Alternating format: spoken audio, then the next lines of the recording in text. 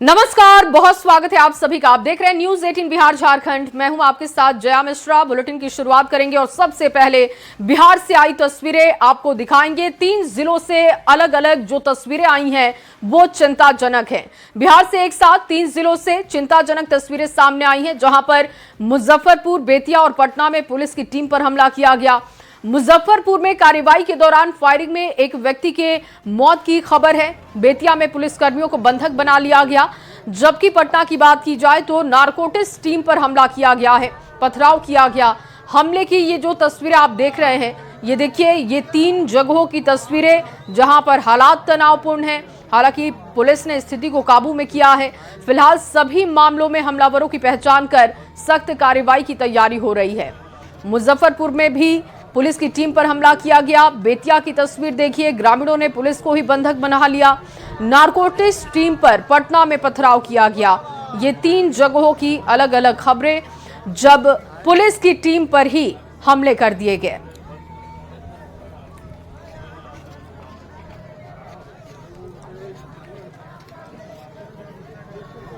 तो बार बार police team पर हमला क्यों हो रहा है? सुरक्षा देने वाली पुलिस कब सुरक्षित होगी?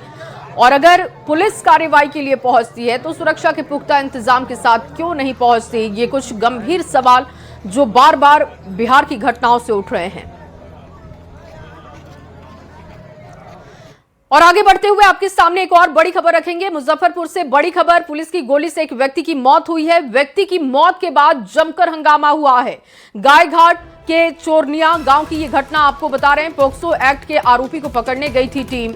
असामाजिक तत्वों का पुलिस पर हमला, पुलिस की हवाई फायरिंग में शख्स को गोली लगी और पुलिस की गोली से जगतवीर राय की मौत हो गई है। आत्मरक्षा में पुलिस ने फायरिंग की, एसएसपी की तरफ से यह बयान आया है। हमले में पुलिस के 2 जवान जख्मी हैं। पुलिस के अनुसार दूसरे पक्ष से भी गोली चली थी, जिसके बाद डिफेंस में गोली चलाई गई, जिसमें एक व्यक्ति को गोली लगी और उसकी जान चली गई। सुपर एक्सक्लूसिव तस्वीरें मुजफ्फरपुर से आपको दिखा रहे हैं। घटनास्थल की तस्वीरें हैं जब वहां पर पुलिस की टीम पर हमला किया गया। पुलिस की टीम का कहना है, एसएसपी का कहना है कि डिफेंस में हमने गोली चलाई, जो गोली एक व्यक्ति को जाकर लगी और उसकी मौत हो गई। और उसके बाद देखिए, जमकर बवाल किया गया, पुलिस को टारगेट किया गया। वहां पर भी पुलिस टीम पर लोगों का गुस्सा फूटा है। हालांकि आरोपियों की पहचान करने की कोशिश की जा रही है और आगे की कार्रवाई के लिए तैयारी शुरू है। और आगे बढ़ते हुए आपके सामने एक और बड़ी खबर रखेंगे। बेतिया से ये बड़ी खबर, गिरफ्तार करने गई पुलिस टीम पर हमला किया गया और ग्रामीणों ने जवानों को बंधक बना लिया। घंटों तक पुलिसकर्मियों को बंधक बनाकर वहां पर रखा गया। पुलिस गाड़ी की टक्कर से महिला के घायल होने पर यह पूरा बवाल हुआ। चनपटिया के महुआ गांव की ये घटना आपको बता रहे हैं। सूचना मिलते ही भारी पुलिस फोर्सेस मौके पर पहुंची और गांव को पुलिस छावनी में तब्दील किया गया। स्थिति को कंट्रोल करने की कोशिश हुई। मामले में आगे की कार्रवाई लगातार पुलिस कर रही है। बेतिया से ये बड़ी जानकारी आपको दे रहे हैं, जहां पर पुलिस टीम पर हमला किया गया। पुलिस दरअसल कार्रवाई करने के लिए पहुंची थी, लेकिन उससे पहले पुलिस को ही बंधक बना लिया गया और जमकर बवाल हुआ। अनुसंधान के क्रम में आए व्यक्ति को पूछताछ के लिए ले जाने का प्रयास कर रही थी। उसी समय जो उनके परिजन थे, उन लोगों के द्वारा विरोध किया गया। इसी क्रम में सूचना है कि एक महिला घायल है, तो उनको हम लोगों ने हॉस्पिटल जीएमसीएच भेज दिया है। और जो व्यक्ति जिनको ले जाने का प्रयास किया जा रहा था, उनका भी कहना था कि मुझे भी चोट आई है, तो उनको भी हम लोगों ने एम्बुलेंस बुला के जीएमसीएच भेजा है। जीएमसीएच में बात हो गई है, उनकी इलाज चल रही है, अच्छे ढंग से इलाज चल रही है, कानून व्यवस्था की स्थिति सामान्य है। और अगली बड़ी खबर आपके सामने आप पटना से रख रहे हैं, जहां पर मादक पदार्थों के खिलाफ छापेमारी करने गई नारकोटिक्स विभाग की टीम पर स्थानीय लोगों और अपराधियों ने हमला किया। मामला बुद्ध कॉलोनी थाना अंतर्गत मंदिरी काट पुल इलाके की ये बताई जा रही है। नारकोटिक्स विभाग की टीम, जो कि गुप्त सूचना के आधार पर मंदिरी इलाके में पहुंची थी, बड़े पैमाने पर मादक पदार्थों की बिक्री यहां पर हो रही थी। और इसी आधार पर जब टीम वहां पर छापेमारी करने के लिए पहुंची तो 2 संदिग्धों को हिरासत में लिया गया। जैसे ही पुलिस उन्हें ले जाने लगी, वहां पर लोग आ गए, असामाजिक तत्वों, स्थानीय लोगों की भीड़ आ गई। पुलिस की गाड़ियों को घेरा गया और पथराव शुरू कर दिया गया। भीड़ ने पुलिस हिरासत में अपराधियों को छुड़ाने की भी कोशिश की, जिसके बाद स्थिति को नियंत्रित करने के लिए पुलिस को हवा में कई राउंड फायरिंग करनी पड़ी। मामले में डीएसपी ने कहा कि पुलिस पर हमला करने वाले अपराधियों को बख्शा नहीं जाएगा। आरोपियों की पहचान अब करने के लिए लगातार छापेमारी हो रही है और बड़े अधिकारियों का कहना है कि बख्शा नहीं जाएगा जो लोग पुलिस को टारगेट कर रहे हैं। लेकिन सवाल ये भी है कि आखिर पुलिस सुरक्षित क्यों नहीं है बिहार में? सुरक्षा के पुख्ता इंतजाम के साथ आखिर पुलिस क्यों नहीं पहुंचती? ये भी गंभीर सवाल लगातार इस मामले को लेकर उठाए जा रहे हैं। में कुछ विरोध हुए हैं, एक व्यक्ति पकड़े गए हैं, उसमें आकाश धांगा नाम है उसका, उसकी गिरफ्तारी हुई है। हालांकि पहले भी उसको पकड़ के जेल भेजा गया था। कुछ नारकोटिक्स के रूप में जो स्मैक का पुड़िया बरामद हुए हैं और जो भी कार्रवाई हुई, जिसने भी विरोध किया उस संबंध में एक आवेदन हम लोगों ने FIR प्रॉपर्ली करके आगे कार्रवाई भी कर रहे हैं। काफी लोग जो है वहाँ पे पुलिस की कोशिश किया गया। मैंने बताया ही है कि उसको छुड़वाने के लिए जो भी लोग लगे हुए थे, ये एक गंभीर अपराध किया है, जिसमें जो भी लोग लगे हैं काफी बड़ी गंभीर अपराध है। और चलिए आगे बढ़ते हुए मुंगेर से अब बड़ी खबर आपके सामने रखेंगे। जज के बॉडीगार्ड की सरकारी पिस्टल चोरी करने की खबर आ रही है। अमरनाथ कुमार यादव के घर को निशाना बनाया गया है। ताला और बक्से की कुंडी तोड़कर ये चोरी की गई है। लापरवाही या फिर बड़ी चोरी को लेकर सवाल भी उठ रहे हैं। कासिम बाजार थाना क्षेत्र के संदलपुर की ये घटना है। 14-15 मार्च के बीच ये घटना हुई है। घटना के कई दिनों के बाद भी पुलिस के हाथ अभी तक खाली है। न पिस्टल बरामद की गई है, न ही चोरों का कोई सुराग मिला है। अरुण शर्मा ज्यादा जानकारी के साथ जुड़ चुके हैं। अरुण, क्या इस चोरी को लेकर अब तक कोई कार्रवाई आगे बढ़ी है? क्या चोरों के बारे में कुछ पता चला है? देखिए, मैं बता दूं कि जो बॉडीगार्ड है उनका जो पिस्टल है, उनके अनुसार जो है घर के वो पेटी में रखे थे और उसके बाद वो घूमने गए थे और उसी बीच जो चोरों ने है वो पिस्टल को है जो है चुरा लिया। उसके बाद जो है कंप्लेन जो है थाना को गई। थाना इस मामले में जांच में लगी हुई है कि आखिर क्या हुआ था, कि कैसे जो पिस्टल जो है वो गायब हो गया था। उसके बाद जो इलाके का जो CCTV कैमरे को भी खंगाला जा रहा है ताकि जो चोर है कैसे घुसा, कैसे क्या हुआ, इसका पता लगाया जा सके। हालांकि अभी तक इस मामले में कहीं भी बात आगे नहीं बढ़ पाई है। जी, और क्या पिस्टल अब तक बरामद कर पाई है पुलिस? क्योंकि 4 दिन का समय बीत चुका है। 14-15 तारीख की ये घटना है और आज 18 तारीख है। तो क्या इस पूरे मामले में अभी तक पुलिस का स्टेटमेंट है? जी, मैं बताते चलूं कि पिस्टल का अभी तक कोई पता नहीं चल पाया है और जो आवेदन जो बॉडीगार्ड ने जो थाने में जो आवेदन दिया है उस आवेदन को लेके पुलिस जांच में लगी है। क्या सच में घर से पिस्टल गायब हुआ है या कहीं और से पिस्टल गायब हो गए, इस बात ठीक है, बहुत शुक्रिया अरुण तमाम जानकारी के लिए, तमाम अपडेट के लिए। तो बॉडीगार्ड की सरकारी पिस्टल की चोरी हुई है। 4 दिन का समय बीत चुका है लेकिन पुलिस के हाथ अभी भी खाली है। और अब बेगूसराय से खबर आपके सामने रखेंगे। बेहद दर्दनाक और सिस्टम को शर्मसार कर देने वाली ये घटना सामने आई है, जहां सदर अस्पताल में एक पिता अपने मासूम बेटे की जान बचाने के लिए घंटों वहां पर भटकता रहा, लेकिन इलाज नहीं मिलने की वजह से उसकी मौत हो गई।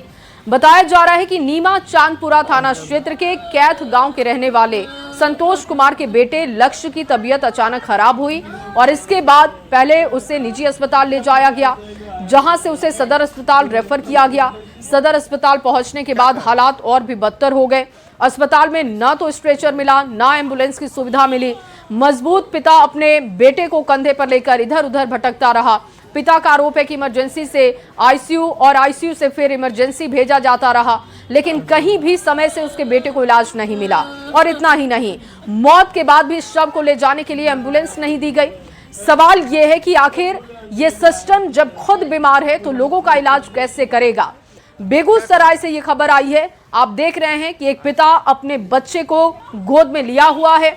कहा जा रहा है कि स्थिति बच्चे की गंभीर थी। सदर अस्पताल वो अपने बच्चे को लेकर पहुंचता है, लेकिन वहां पर समय से इलाज नहीं मिलने की वजह से पिता के कंधे पर ही बच्चे ने दम तोड़ दिया।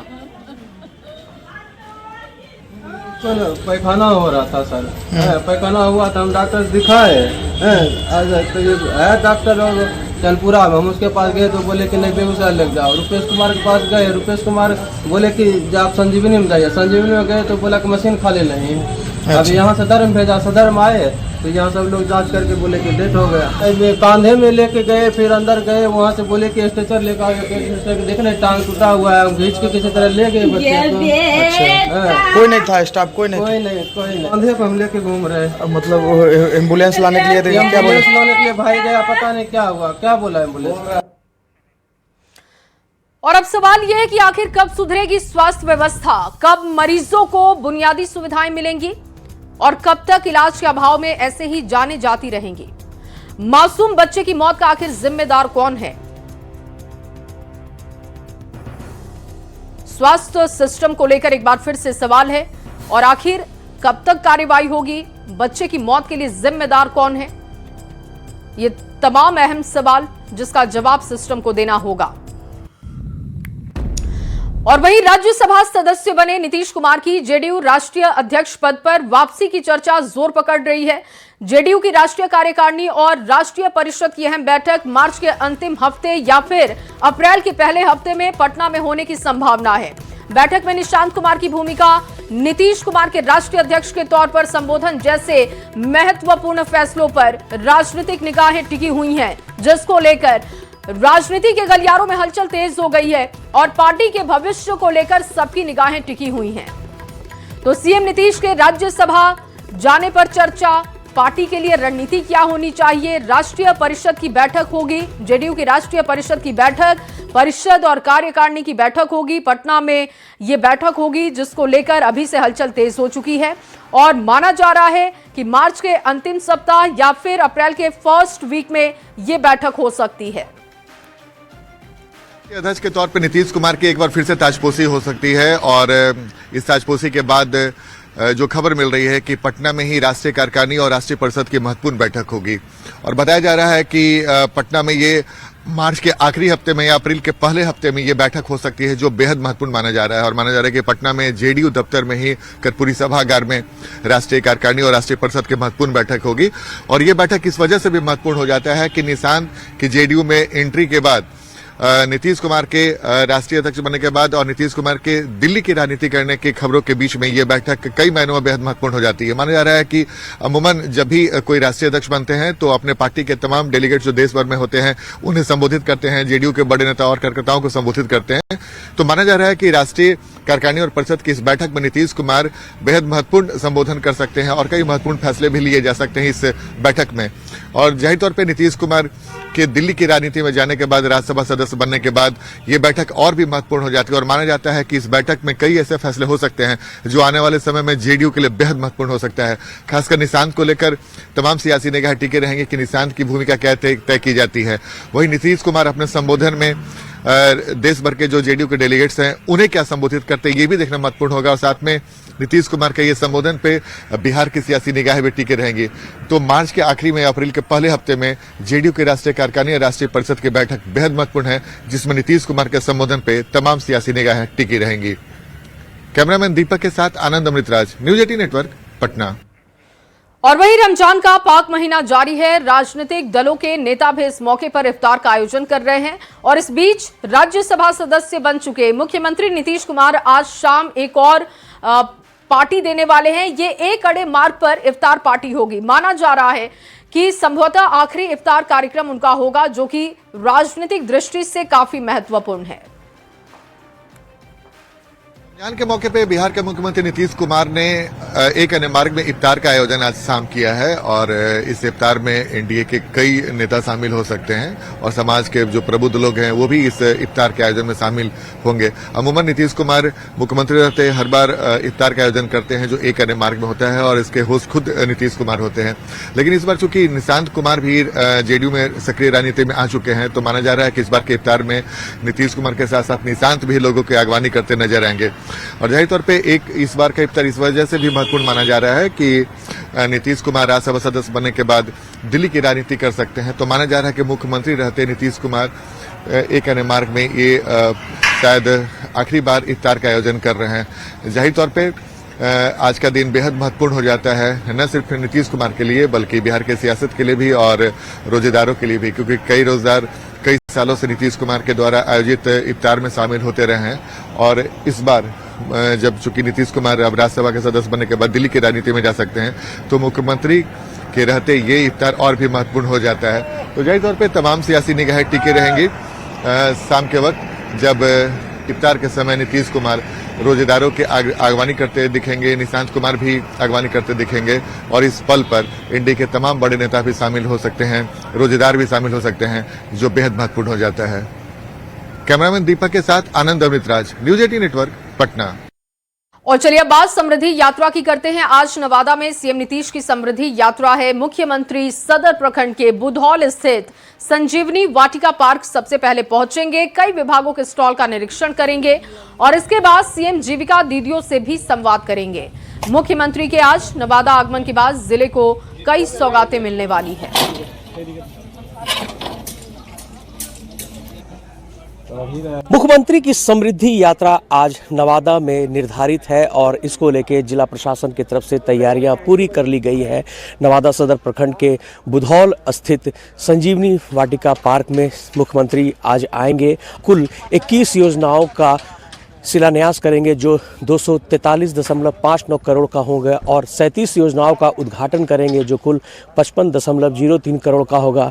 और इसको लेके यहाँ पे आज जितनी भी तैयारियां जो है वो अब पूरी कर ली गई है। माननीय मुख्यमंत्री का यहाँ आज भ्रमण होगा और सभा के साथ यहाँ पर स्टॉल की भी विजिट होगी। अभी नवादा में 3,24,000 महिलाओं को अभी मुख्यमंत्री महिला रोजगार योजना के तहत 10-10 हज़ार रुपया जो राशि गई है उसमें से जो हमारी दीदियाँ हैं जो काम कर रही है, विभिन्न तरह के रोजगार कर रही हैं, उनका कई तरह का प्रोडक्ट है। आज उनका एक स्टॉल लगेगा और दीदियां भी आएंगी और वो दीदियां बताएंगी कि किस तरह से हम लोगों ने 10,000 रुपया का उपयोग करके किस तरह का हम कार्य कर रहे हैं। तो जिले के लिए आज एक बड़ा दिन है क्योंकि आज कई योजनाओं का शिलान्यास भी होगा और कई योजनाओं का उद्घाटन होगा। तो इस तरह से हम कह सकते हैं कि मुख्यमंत्री की जो समृद्धि यात्रा जो है नवादा के लिए कई सौगात लेकर आएगी। तो अब केवल इंतजार मुख्यमंत्री के आगमन का है और इसको लेकर तैयारियां जो है वो पूरी कर ली गई है। अनिल विशाल, न्यूज 18 नवादा। इस समृद्धि यात्रा के तहत 20 मार्च को मुख्यमंत्री नीतीश कुमार औरंगाबाद पहुंचेंगे। उनके दौरे को लेकर जिला प्रशासन की तरफ से तैयारियां तेज कर दी गई हैं। डीएम ने बताया कि सीएम बारूण के एनीकट के पास निर्माणाधीन जल आपूर्ति योजना का सबसे पहले निरीक्षण करेंगे और इसके बाद सीएम अधिकारियों के साथ विकास योजनाओं को लेकर बैठक करेंगे। साथ ही मुंशी बिगहा में जनसंवाद कार्यक्रम होगा। स्थानीय लोगों से संवाद करते हुए सीएम देखे जाएंगे।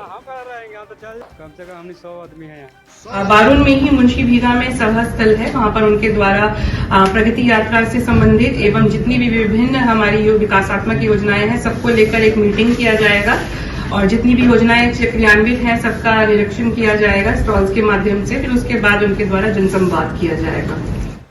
और चलिए अब आपके सामने एक बड़ी खबर रखते हैं। इस वक्त की बड़ी खबर गोपालगंज से, जहां पर सेक्स रैकेट का खुलासा हुआ। रेस्टोरेंट में पुलिस ने छापेमारी करते हुए 2 युवक 2 युवतियों को आपत्तिजनक स्थिति में पकड़ा है। कमरे से आपत्तिजनक सामान भी बरामद हुए। महमदपुर थाना क्षेत्र के महमदपुर मोड़ पर यह कार्रवाई की गई। गुप्त सूचना के आधार पर कार्रवाई की गई थी और सेक्स रैकेट का खुलासा हुआ है। 2 युवक 2 युवतियों को आपत्तिजनक स्थिति में पुलिस ने पकड़ा। इसके बाद से कार्रवाई शुरू कर दी गई है। आपत्तिजनक सामान कमरे से बरामद किए गए। महमदपुर थाना क्षेत्र के महमदपुर मोड़ पर पुलिस ने यह कार्रवाई की, जिसमें ये जानकारी पुलिस को लगी कि सेक्स रैकेट यहां पर काफी दिनों से चलाया जा रहा था और ये गुप्त सूचना के आधार पर कार्रवाई हुई थी।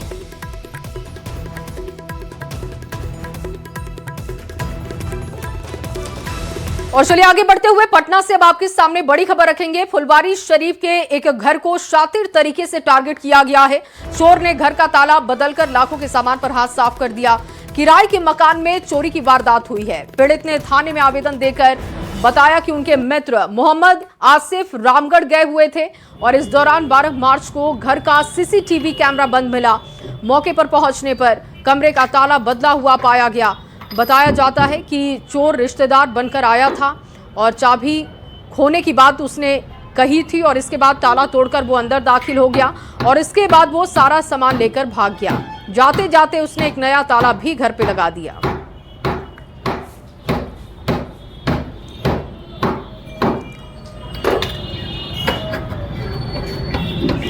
और आगे बढ़ते हुए एक और बड़ी खबर आपके सामने रखने जा रहे हैं। नालंदा से ये बड़ी खबर। हरनौत बाजार में भीषण आग की खबर।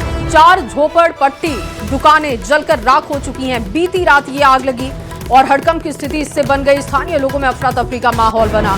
सूचना के बाद मौके पर अग्निशमन की टीम पहुंची। कड़ी मशक्कत के बाद आग पर काबू पाया गया है। घटना में लाखों के नुकसान की आशंका जाहिर की जा रही है। तस्वीरें आपके सामने है। कहा जा रहा है कि लाखों का नुकसान हुआ है। आग ये कैसे लगी, इसकी जानकारी अब जुटाई जा रही है। और अगली बड़ी खबर आरा से, जहां पर एक महिला की हत्या से सनसनी का माहौल बन गया। महिला के घर वालों ने ससुराल वालों पर हत्या का आरोप लगा दिया है। घटना नगर थाना क्षेत्र के धरहरा की बताई जा रही है। औरंगाबाद थाना क्षेत्र के हसपुरा थाना क्षेत्र के अजमेर शरीफ की नाजिया खातून की शादी 2 साल पहले धरहरा के रहने वाले मोहम्मद शाहिद से हुई थी। आरोप है कि ससुराल वालों ने उसे जहर दे दिया, जिससे कि महिला की जान चली गई। बताया जा रहा है कि महिला के पति को ड्रग्स लेने की आदत थी और इसके कारण वो अक्सर नशे में अपनी पत्नी को परेशान करता था।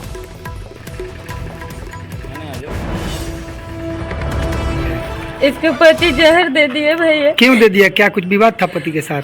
पीता खाता है, बहुत पीता था। बहुत सुलेसन पीता है, ड्रग्स लेता है, सिखा के दे दिया जहर। और इस बीच आपके सामने एक और बड़ी खबर रखने जा रहे हैं। महेंद्र सिंह धोनी बदल सकते हैं जर्सी का नंबर, ये बड़ी जानकारी मिल रही है। जर्सी नंबर बदलने के संकेत उन्होंने दिए। 7 की जगह 8 नंबर में नजर आ सकते हैं और सोशल मीडिया पर पोस्ट करते हुए ये संकेत दिया गया। फेसबुक पर वीडियो जारी करते हुए लिखा, कुछ नंबर हमेशा आपके साथ होते हैं जिसमें से 7 शामिल है और 8 पर स्विच हो रहा हूं। गौरव ज्यादा जानकारी के साथ जुड़ चुके हैं। गौरव, ये कैसे संकेत मिले हैं? कहा जा रहा है कि धोनी अपना नंबर जर्सी का बदल सकते हैं।